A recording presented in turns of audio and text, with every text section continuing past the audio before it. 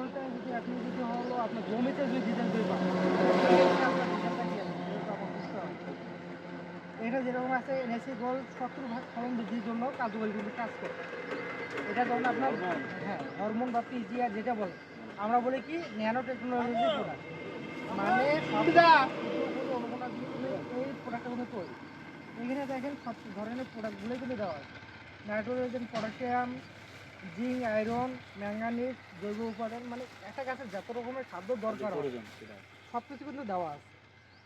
এটা যখন আপনার জমিতে যখন প্রথম টিপ বা দ্বিতীয় টিপের সারের সাথে যখন এটা মানে জমিতে ছিটাই দিব 33% জন্য, তাহলে সেক্ষেত্রে আমার রেজাল্টটা কি আসবে? 50 গ্রাম 100 একশো 100 কত একশো দিয়ে আপনার 33% পর্যন্ত দিতে পারবেন। হ্যাঁ, 1 বিঘায় আপনি সারের সাথে মিক্সার করে দিতে পারবেন। আর এটা হলো স্প্রে যাবে 4 মিশে, হলে 25 মিলি করে।